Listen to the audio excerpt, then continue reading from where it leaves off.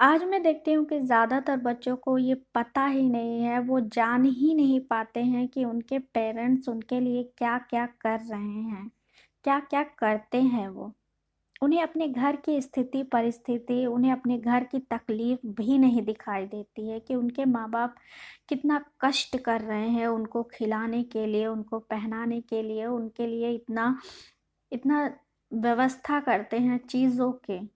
और बच्चा है जो देखता तक भी नहीं है, उसका ज़रा-सा ध्यान भी नहीं जाता इस पर कि कैसे उसका घर चल रहा है, कैसे उसके माँ-बाप उसके लिए क्या-क्या कर रहे हैं।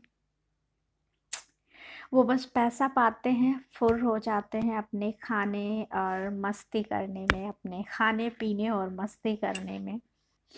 आपको वो बच्चे बहुत कम मिलेंगे जो अपने घर की स्थिति परिस्थिति को समझते हैं, जो अपने माँ-बाप को समझते हैं, जो अपने माँ-बाप की कष्ट को समझते हैं, उनके परिश्रम को देखते हैं और जो अपने घर की स्थिति जानता हो। बहुत कम होते हैं ऐसे बच्चे। ऐसे बच्चों को कहते हैं खुददार होना। ऐसे बच्चों को कहते हैं कि वो असल में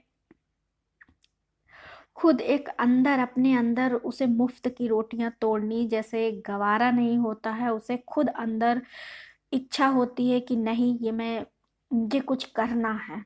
वो खुद से लड़ता है अंदर ही अंदर कि नहीं मुझे कुछ करना है, मुझे अपने घर परिवार के लिए कुछ करना है, मुझे अपने माँ बाप के लिए कुछ करना है। और वैसे ही बच्चे आगे चल के कुछ कर पाते हैं, कुछ नाम कर पाते हैं। जो भी मेरी वीडियो देख रहा है, चाहे वो लड़की हो चाहे वो लड़का हो, कम से कम आप कुछ नहीं कर सकते तो आपको ये एहसास तो होना चाहिए। आपको कम से कम अपने घर पर एक नज़र तो डालिए, अपने माँ बाप के माथे पर पड़ी वो शिकंद को पहचानिए, जो वो आपको आपकी लाइफ बनाने के लिए कितना ज़्यादा चिंतित होते हैं, जो आपके लिए कुछ भी कर जाने को तैयार होते हैं। क्या आप भी उनके लिए कुछ भी कर जाने को तैयार हैं? क्या आप भी उनके लिए इत्तू सा भी सोचते हैं? क्या आपको उनकी स्थिति का पता है? क्या आपको अपने घर की स्थिति को लेकर चिंता है? उन सारे लड़के और लड़कियों के लिए है ये मेरी वीडियो। बहुत ज़रूरी है कि आप खुददार बने, आप मुफ्त की रोटियां ना तोड़ें। एक एज होती है जब हम बड़े हो चुके होते हैं, हमें कम से कम हम कुछ नहीं कर पा रहे तो अपने माँ बाप का हाथ बटा सकते हैं, उनके साथ काम करवा सकते हैं, उनकी स्थिति को समझ सकते हैं, अपने माँ बाप को ये एहसास दिला सकते हैं कि हाँ मैं आपके साथ हूँ, आप कैसे क्या क्या कर रही हैं मुझे पता है। आपको एहसास होना चाहिए। और सिर्फ सिर्फ एक सोच होती है जो आपको कहाँ से कहाँ ले जाती है।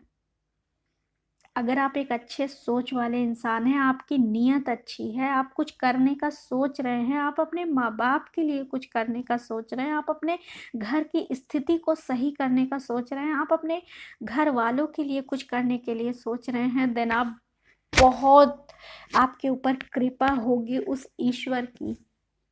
आप ज़रूर कुछ ना कुछ करेंगे, देर से ही सही, मगर कुछ अच्छा और बहुत बड़ा करेंगे।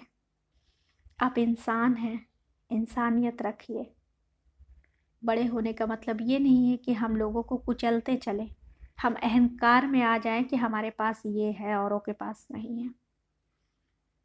बड़े होने का सीधा सा सच्चा सा और असली मतलब यही है कि आप कितना नीचे हैं, आप कितना ज़मीन से जुड़े हुए हैं, आप कितना लोगों से जुड़े हुए हैं। और जो इंसान बड़ा होता जाता है ना, मैं देखती हूँ कि ज़मीन ही छोड़ देते हैं, मैं देखती हूँ कि अपने लोग ही छोड़ देते हैं। नहीं, आपको उस माँ को नहीं छोड़ना, आपको उस धरती माँ को नहीं छोड़ना जो आपके सारे कष्ट सहती है। नहीं छोड़ना। थोड़ी सी भी प्रॉब्लम आए, कुछ आपको ऐसा लगे कि यहाँ पे रुकावट आ रही है, तो आप उसके पीछे ज़रूर ये नज़रिया रखें कि ये आपके जीवन में आपको कुछ देने आया है, आपके लिए कुछ अच्छा ही लेकर आया है, और अच्छे के सिवा बुरा नहीं। ऊपर से कभी कुछ नहीं होता, भगवान आपके साथ कभी कोई गलत काम नहीं करते। जब भगवान कभी नहीं चाहते कि आपको ये कष्ट मिले, नहीं। अगर जीवन में थोड़े बहुत थपेड़े भी सहने पड़े तो वो आपको एक सीख देने आता है। आप उस अनुभव से कुछ ना कुछ सीखते हैं, आगे चलकर बहुत अपने में सुधार लाकर उस चीज़ को और अच्छे से कर पाते हैं, अपने को प्रूफ कर पाते हैं। और जब दुख होता है तभी सुख का मजा होता है, इतना तो आप सभी जानते हैं ना। Thank you so much for watching my video. If you like my video then subscribe my channel and press the bell icon, ताकि आप अपडेटेड रह सकें। लाइक करना ना भूलें।